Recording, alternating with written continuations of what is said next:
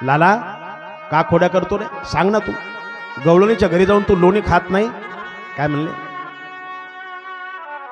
मैया मोरी मैं नहीं माखन खायो, मैया मोरी मैं नहीं माखन खायो.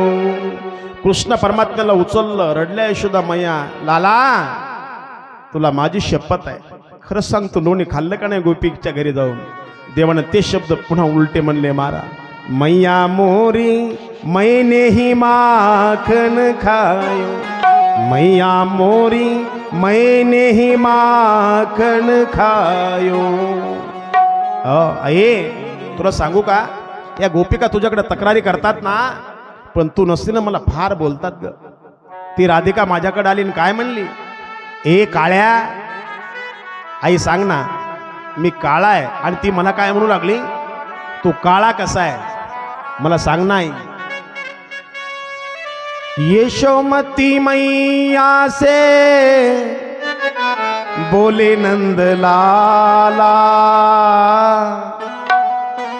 राधा क्यों गोरी मैं क्यों काला, राधा क्यों गोरी मैं क्यों काला. यशोमती मैया से बोले नंद लाला, यशोमती मैया से बोले नंद लाला, राधा क्यों गोरी मैं क्यों काला, राधा क्यों गोरी मैं क्यों काला. यशोमती मैया से बोले नंद लाला, राधा क्यों गोरी मैं क्यों काला. यशोमती मैया से बोले नंद लाला, राधा क्यों गोरी मैं क्यों काला.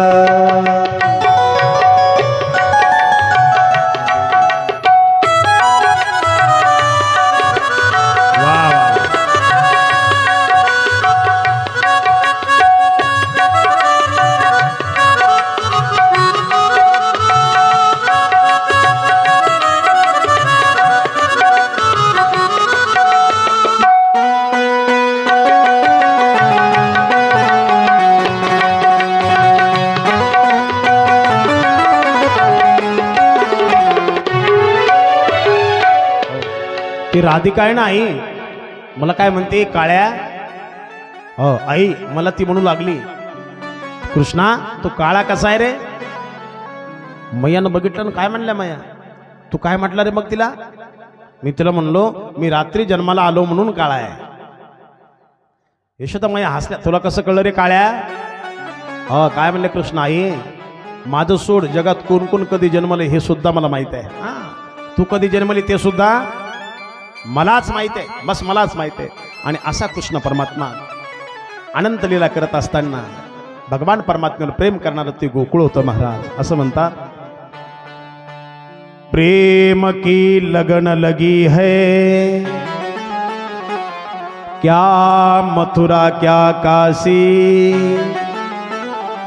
जिथं प्रेम आहे ना महाराज, तिथं सर्वस्व आहे. प्रेम की लगन लगी है, क्या मथुरा क्या काशी, गोविंद के गुण गाते चलो सब वृंदावनवासी. आणि भगवान परमात्म्याच्या प्रेमामध्ये गोपिका यायच्या. लाली मेरे लाल की जित देखे उतलाल, लाली देखन को मैं गई मैं भी हो गई लाल. सगळ्या गोपिका कृष्ण परमात्म्याजवळ यायच्या आणि काय व्हायच्या? कृष्ण स्वरूप व्हायच्या महाराज, कृष्ण स्वरूप व्हायच्या. राधा रटते रटते राधा शाम हो गई, और सखियन से पूछने लगी राधा कहाँ गई. अहो कापुराचा नागणीचा स्पर्श झाला, कापूर कापूर राहतो गाव, कापूर काय होतो? आग्नीत रूपांतरित होतो. हे भक्त आणि देवाचं चरित्र आहे. अशा भगवान परमात्म्याने अनंत खोड्या केल्या, लगेच उखळाला बांधलं, यमला अर्जुनाचा उद्धार केला, 2 पुत्र होते कुबेराचे. असा भगवान परमात्मा अनंत रममान होत असताना नंदराज संध्याकाळी घरी आले, बांधलेलं पाहिलं, सोडल्या, उठले, नंदराजाच्या मांडीवर बसले, यशोदामायाकडे राग राग बघतात आणि नंदराजाच्या हनवटीला पकडतात आणि काय म्हणतात, बाबा आजपासून मी आईचा होणार नाही. मग कोणाचा होणार आहे? तुमचंच होणार आहे. लहान लहान मुलं बघा ना तुम्ही, आई जर काही रागानं बोलले लगेच वडिलाच्या मांडीवर जाऊन बसतात. हां, मी मम्मीचा होणार नाही, मी आईचा होणार नाही. आणि आहे जर वडील काय म्हणले तर लगेच तिकडे जातात, मी त्यांचा होणार आहे. कृष्ण परमात्मा त्याला अपवाद नाही. आणि भगवान अशी रममान होत असताना एक दिवस त्या गोकुळामध्ये एक सुखिया माळीन होती. सुखिया माळीन वृद्ध शरीर, महाराज 70-75 वर्षाचं तिचं वय झाले. आणि तिला असं कळालं, देवाला प्राप्त करायचं असेल, कृष्ण परमात्म्याला प्राप्त करायचं असेल तर नंदराजाच्या महालाला 108 प्रदक्षिणा घातल्या पाहिजे. माळीने व्यवसायानं फळ विकायचं काम करते.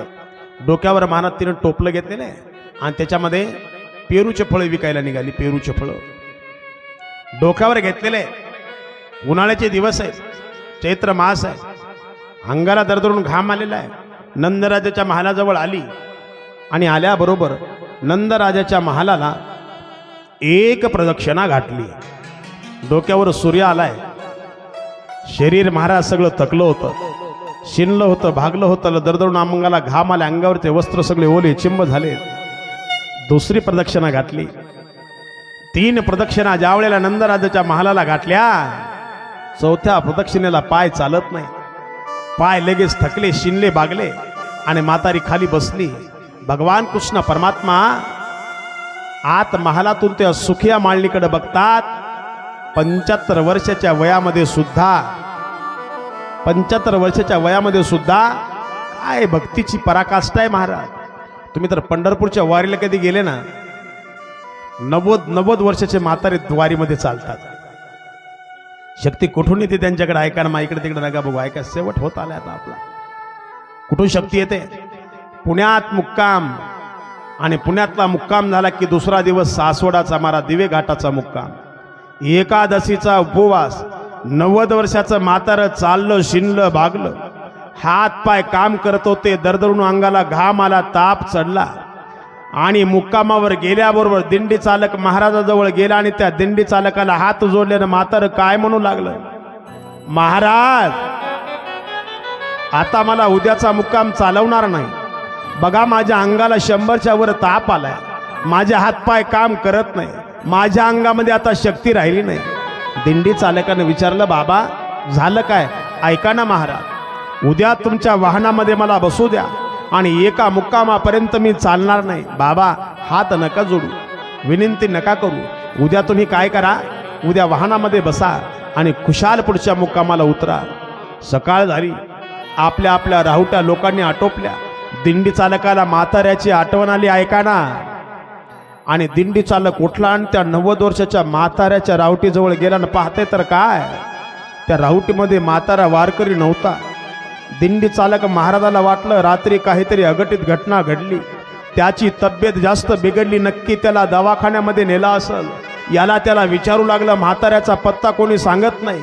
दिंडी चालक घाबरला, दरदरून घाम आला आणि दिंडीच्या वाहनाच्या पुढे येऊन पाहतंय तर काय, बर्फासारख्या थंड पाण्यामध्ये 90 वर्षाचं म्हातारं आंघोळ करतंय आणि हातामध्ये भगवी पताका घेते आणि दिंडीत सगळ्याच्या पुढं चालताना काय म्हणते, ज्ञानोबा तुकाराम. मागे पुढे वो राहे सांभाळीत, मागे पुढे वो राहे सांभाळीत, मागे पुढे वो राहे सांभाळीत, मागे पुढे वो राहे सांभाळीत.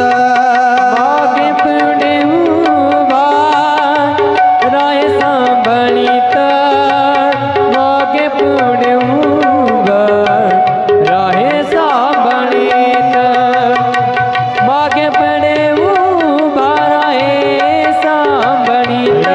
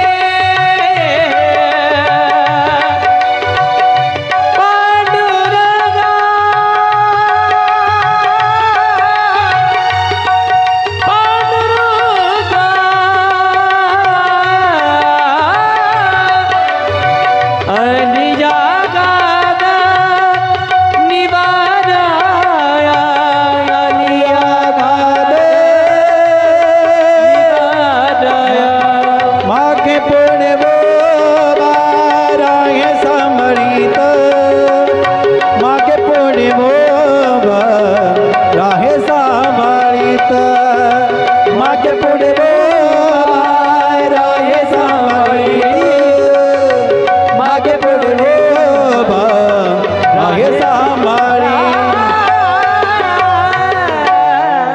वाजवा टाळे वाजवा एकदा.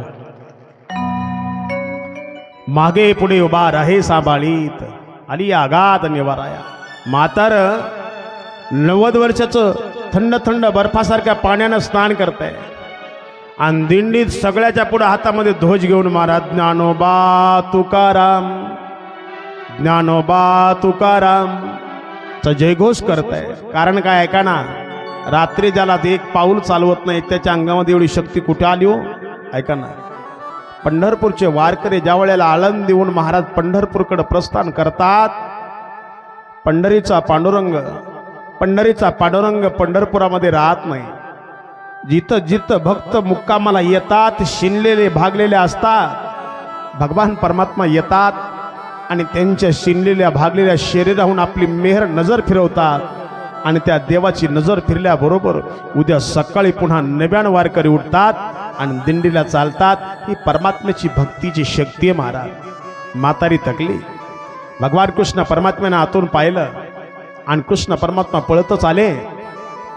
कटेवर हात ठेवले कंबरेवर आणि तिच्याकडे बघून म्हणतात, ए म्हातारे. तिनं बघितलं लगेच. काय रे बाळा, या महालाला कशाला प्रदक्षिणा घालतेस ग? मला देवाला प्राप्त करायचंय म्हणून. कोणाला म्हणू लागली? देवालाच म्हणू लागली. मला देवाला प्राप्त करायचंय, नंदराजाच्या कृष्णाला प्राप्त करायचंय. ए म्हातारे, प्राप्त करायचंय काय म्हणते? मी तुझ्या पुढं उभा आहे ना, मी तुझ्या पुढं उभा आहे ना. मीच देव आहे, मीच कृष्ण आहे, मीच नंदराजाचा मुलगा आहे. नंदराजाचा मुलगाने देव म्हणल्या बरोबर अष्ट सात्विक भाव अंतकरणामध्ये जागृत झाला आणि डोळ्यातून गंगा यमुना वाहू लागल्या. अंग पुलंकित झालं. नव्यानं जोम आला. दोन्ही हात पुढे काढले आणि काय म्हणले, लाला ये ना, ये ना, मला आलिंगन दे ना, ये ना, माझ्या जवळ ये ना. ए म्हातारे, असं येत नाही मी. मग मला एक पेरू देते का?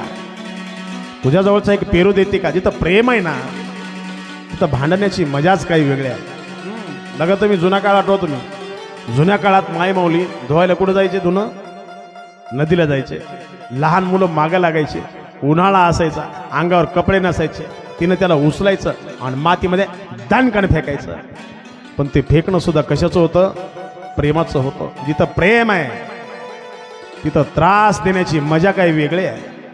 भगवान कृष्ण परमात्मा येतात. ए म्हातारे, काय रे लाला, एक पेरू दे ना.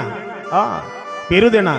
ती सुद्धा आता महाराज मस्करीमध्ये आली. काय म्हणली? देईल, पण फुकट बी देत नाही. मग मला काहीतरी द्यावं लागेल. कृष्ण परमात्मा महालामध्ये पळतच गेले आणि मुठीमध्ये काय केले? ज्वारी घेऊन आले. ज्वारी घेऊन आले. हे घे आणि पेरू दे. नाही लाला, आधी मला ज्वारी दे. जाऊ दे, चाललो मी. तिला वाटलं एकदा जर देव गेला तर पुन्हा मला प्राप्त होणार नाही. आणि मग तिनं काय केलं? पेरू उचलला. पेरू उचलला आणि कृष्ण परमात्म्याकडे केला. या हातात पेरू घेतला, हा, आणि या हातानं दाणे हातात टाकायचे. तर यानं काय केले माहिती का? तिच्या तोंडावर फेकून मारले. हा, म्हातारीला ते लागले, मात्र शरीरावर फुलाचा वर्षाव झाला. याचा आनंद झाला. डोळे पाण्यानं डबडबले आणि रडक्या आवाजामध्ये कृष्ण परमात्म्याकडे हात दाखवला आणि कृष्णाला आपल्या मांडीवर घेतलं. अंजारलं गोंजारलं आणि देवाकडे पाहताच राहिली. आणि म्हातारी पाहता पाहता रडू लागली. रडणाऱ्या म्हातारीकडे पाहिलं त्या सुखिया मांडणीकडे आणि काय म्हणतात देव? ए म्हातारे, तुला मिळालो ना मी, आता मांडीवर बसलो ना, मग आता का रडतेस? आता का रडतेस? म्हातारीनं आपल्या अंतकरणात दुःख अंतकरणामध्ये दाबलं. डोळ्यातले पाणी महाराज अश्रू खंडवले आणि ती सुखिया माळीन म्हणू लागली, लाला मी कारडते हे तुला कळणार नाही. तुका म्हणे अंगे पावे ते आपण, तरीच महिमान येईल कळो. तू देव आहे रे, तुला मी कारडते हे कळणार नाही. ज्या वेळेला तू भक्त होशील आणि देवाच्या साठी रडशील त्यावेळेला तुला कळलं माझं रडणं काय ते. असा भगवान परमात्मा आहे. म्हणून गोकुळामध्ये मिळालं देवाला निखळ प्रेम. असं म्हणतात, प्रेम परिचय को पहचान बनाता है. प्रेम परिचय को पहचान बनाता है, प्रेम वीराने को गुलिस्तान बनाता है। मैं सुनाता हूँ गुरु की कृपा से, किसी का सुना नहीं, प्रेम इंसान को भगवान बनाता है। प्रेम काय करतोय? देवाला महाराज माणसाला देव बनवतो म्हणून बघता बघता दिवस निघून गेले. आता किती दिवस राहिले? आजचा एक आणि उद्याचा एक. हां झाले. लगेच आपली यावर्षीची कथा संपणार आहे. यावर्षीची कथा संपणार आहे. म्हणून जिथं प्रेम आहे तिथं वात्सल्य आहे, तिथं जिव्हाळा आहे. असं कृष्ण परमात्म्यानं महाराज ते गोकुळातलं चरित्र केलं. आणि एक एक दिवस जाऊ लागला. वर्षा ऋतू आली. भगवान परमात्म्यानं रास मांडली. सर्व गोपिका आल्या आणि आल्याच्या नंतर एकमेकीकडे बघू लागल्या आणि काय म्हणू लागल्या?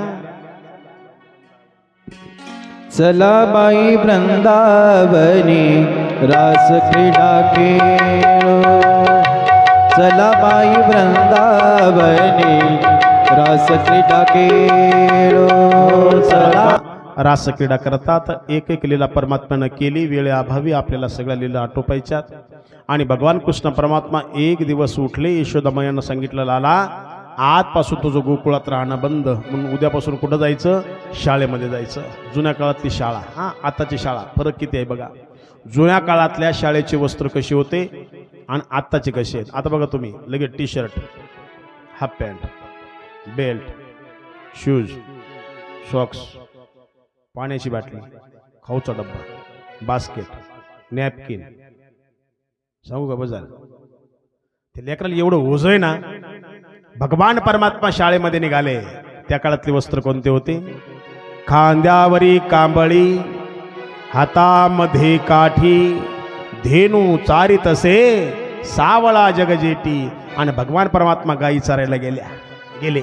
आणि गेल्याच्या नंतर गायी कशा आणि गोपाळ कसे हो? छोटी छोटी गैया छोटे छोटे ग्वार, छोटी छोटी गैया छोटे छोटे ग्वार, छोटो सो मेरो मदन गोपाल, छोटो सो मेरो मदन गोपाल. हो छोटी छोटी गैया छोटे छोटे ग्वार, छोटी छोटी गैया छोटे छोटे ग्वार, छोटो सो मेरो मदन गोपाल, छोटो सो मेरो मदन गोपाल.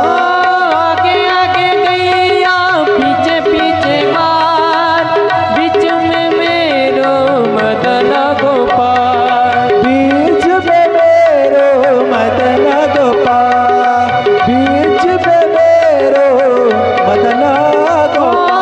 कारी कारी गैया गोरे गोरे ग्वार, श्याम वरण मेरे मदन गोपाल, श्याम वरण मेरो मदन गोपाल, श्याम वरण मेरो मदन गोपाल. छोटी छोटी छोटी छोटी छोटी छोटी गैया छोटे छोटे ग्वार, छोटो सो मेरो मदन गोपाल, छोटो सो मेरो मदन गोपाल.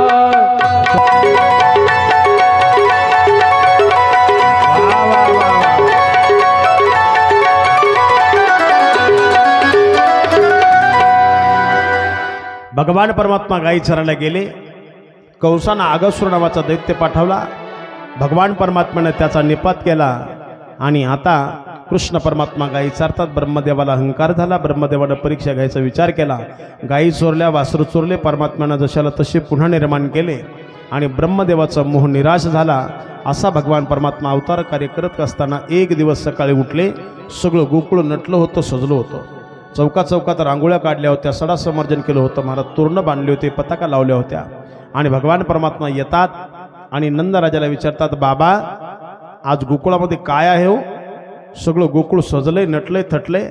आणि मग सांगतात, कृष्णा आज आपल्याकडं प्रतिवर्षी आपण इंद्रयाग करतो, वर्षा व्हावी म्हणून, पाऊस पडावा म्हणून. यावर्षी सुद्धा आहे. आणि मग भगवान परमात्मा सांगतात, बाबा तुम्हाला आम्हाला पाऊस इंद्र देत नाही, चंद्र देत नाही. आज जे विज्ञान सांगते, आज जे सरकार सांगते, आपल्या हिंदू धर्मामध्ये 5000 वर्षापूर्वी कृष्ण परमात्म्यानं सांगितलं. आणि इसवी सन 1600 मध्ये म्हणजे 400-450 वर्षापूर्वी जे आज सरकार सांगते ते माझ्या तुकोबारीने सांगितलं. काय करा म्हणले?